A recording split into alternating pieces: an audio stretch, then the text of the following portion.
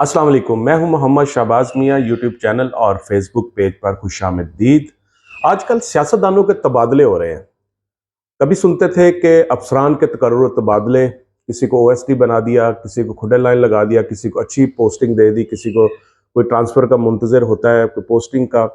तो ये तो सरकारी अफसरान के साथ होता था। लेकिन आजकल सीज़न है, पाकिस्तान के जो सियासतदान हैं, उनके तकर्रुर तबादले हो रहे हैं।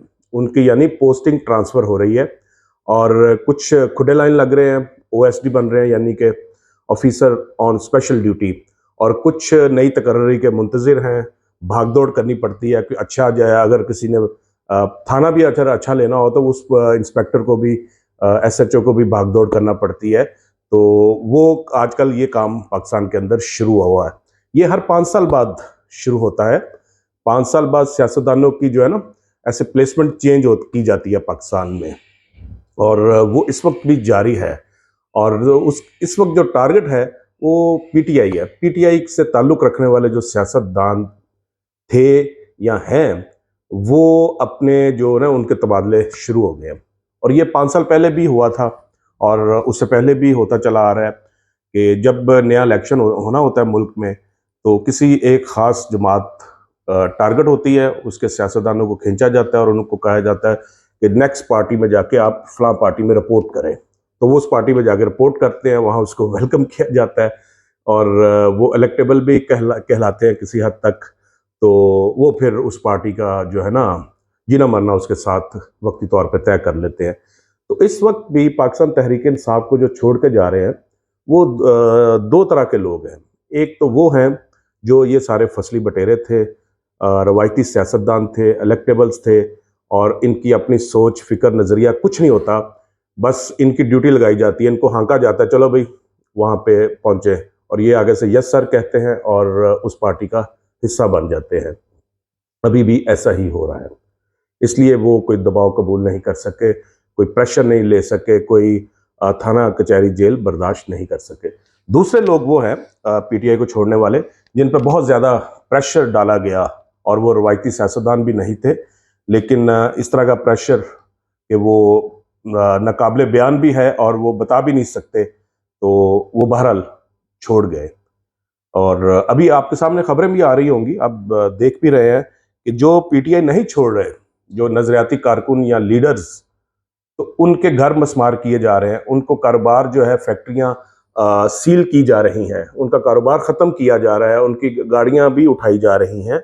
यानी कि माशी तौर पे उनको जो है वो नुकसान पहुंचाया जा रहा है। ये भी पाकिस्तान के अंदर पहले भी होता था, अब भी हो रहा है कि आपका कसूर ये है कि आप पीटीआई को नहीं छोड़ रहे। हम कह रहे हैं तो आप नहीं छोड़ रहे। तो बहरहाल ये भी हो रहा है, लेकिन लोग खड़े हैं अभी भी। और इसमें सबसे अहम बात जो है, कोई भी सियासी जमात जो है, वो उसका इस तरह लोगों के छोड़ने से ख़त्म नहीं होती। वो अपने नज़रिए और सोच और फ़िक्र की बिना पे खड़ी रहती है, और उसी की अगर नज़रिया सोच ख़त्म हो जाए तो वो फिर ख़त्म हो जाती है। इसकी मिसाल सबसे बड़ी डिस्कस करते हैं। जुल्फ़िकार अली भुट्टो पाकिस्तान के पहले मुंतखब वज़ीर आज़म, जब 5 जुलाई 1977 को मार्शल लॉ लगता है, तो उसके बाद फिर जो उनके साथ थे वडेरे, जागीरदार और इस तरह के बड़े बड़े नाम उस वक्त की सियासत के, तो वो प्रेस कॉन्फ्रेंस करके छोड़ना शुरू हो गए। उस वक्त तो इलेक्ट्रॉनिक मीडिया नहीं था, लेकिन अखबारात गवाह हैं उस वक्त के 1977-78 के अखबारात जो हैं, वो गवाह हैं कि किस तरह एक कोई फलां एमएनए पीर साहब गद्दी नशीन और कुछ जागीरदार आते थे और आके प्रेस कॉन्फ्रेंस करके कहते थे वो अपने हज़ारों साथियों समेत पाकिस्तान पीपल्स पार्टी को छोड़ रहे हैं। और जब जुल्फ़िकार अली भुट्टो को फांसी लगी 79 के अंदर, तो उस वक्त जो पीपल्स पार्टी थी, उसके साथ पुरानी लीडरशिप नहीं थी। बेगम नुसरत भुट्टो और मोहतरमा बेनज़ीर भुट्टो तनहा थे, बहुत थोड़े लोग थे उनके साथ, लेकिन उन्होंने जदोजहद जारी रखी। तो भुट्टो का सोच, फ़िक्र, जो नज़रिया था, उसको उन्होंने आगे लेके बढ़े, तो वो फिर एक बड़ी जदोजहद में एमआरडी की एक बड़ी तहरीक बन गई मार्शल लॉ के ख़िलाफ़, और पाकिस्तान के अंदर सबसे लंबी जदोजहद जो है 11 साल तक वो पाकिस्तान पीपल्स पार्टी ने की।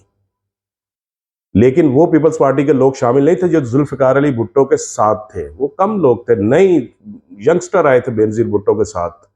बेनजीर भुट्टो ने अपनी एक नई टीम बनाई थी और उनको लेके आगे चली थी, और फिर देखा दुनिया ने कि किस तरह पाकिस्तान के अंदर मार्शल लॉ भी खत्म हुआ और जमहूरियत बहाल हुई। तो कोई भी सियासी जमात अपने नज़रिए से कायम रहती है, अपने नज़रिए से हटती है तो फिर वो ख़त्म होती है। पीपल्स पार्टी के बारे में वो जैसे कहा जाता है पंजाब के अंदर अगर ख़त्म हुई है तो वो अपने जो परफॉर्मेंस है, अपनी जो गवर्नेंस थी वफाक के अंदर, वो नहीं दे सकी जो आखिरी 5 साल थे। तो उसके बाद फिर पंजाब के लोगों ने पीपल्स पार्टी को उसके बाद वोट नहीं किया। तो अपने नज़रिए से जब कोई पार्टी हटती है तो वो ख़त्म होती है। इस तरह लोगों के उठाने और उनको पार्टी छुड़वाने से ज़बरदस्ती पार्टियां ख़त्म नहीं होती। पार्टियां क्या, चंद जो एमएनए, एमपीए, सेनेटर और जो रहनुमा है उनका नाम होता है, या फिर वो करोड़ों वोटर्स होते हैं जो हलकों के अंदर बैठे हुए हैं। हर हलके के अंदर जो लाखों वोटर्स हैं, क्या वो भी रातों रात तब्दील हो गए? उन्होंने इमरान खान को छोड़ दिया, पीटीआई से वो किनारा कशी इख्तियार कर ली है? तो ऐसा नहीं है। देखना यही है कि जो वोटर्स हैं, जो पीटीआई की सोच के साथ अटैच है, वो क्या पीछे हट गए हैं? तो जाके हलकों में देख लीजिए, गली मोहल्ले की सतह पे कुछ सर्वे करके देख लीजिए कि वो कहाँ पे खड़े हैं। इलेक्शन अक्टूबर के अंदर होना चाहिए। अगर अक्टूबर के अंदर होता है तो वो जो भी जीते उसको हुकूमत मिलना चाहिए, क्योंकि हमने तो ये सुना था जनवरी के अंदर कि एस्टेब्लिशमेंट ने सियासत छोड़ दी है और कोई अब किसी सियासत से कोई ताल्लुक नहीं रहा। माजी में कोई गलती हुई होगी लेकिन अब हमारा कोई ताल्लुक नहीं है। तो हमने सबने बात ये मान ली, और उसके बाद लेकिन सियासत तो एस्टेब्लिशमेंट ने छोड़ना थी, ये सियासत सियासतदान छोड़ना शुरू हो गया है। पीटीआई का हर दूसरा बंदा जो प्रेस कॉन्फ्रेंस करता है वो कहता है मैं पीटीआई भी छोड़ रहा हूँ और सियासत भी छोड़ रहा हूँ। ये सियासतदान सियासत क्यों छोड़ रहे हैं? ये भी सोचने की बात है। और आखिरी बात कि पाकिस्तान के अंदर जमहूरियत जो है वो कभी भी जो है वो आसान नहीं रही। उसका हसूल जमहूरी जो कुव्वतें हैं उनको बालादस्ती के लिए, कोई भी सिविल बालादस्ती के लिए जो तहरीकें चलती रही हैं।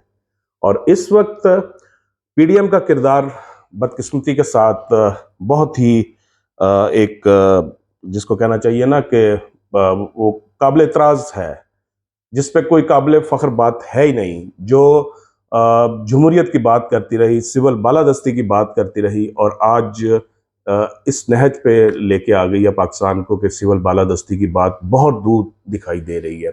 और ख़ुद वो पीडीएम के जो मुस्लिम लीग नवाज और इसके साथ साथ पीपल्स पार्टी और मौलाना फजल रहमान की जमात, ये जो जमहूरी जद्दोजहद कर रहे थे सिविल बालादस्ती की, वो सारी कहीं दूर चली गई है।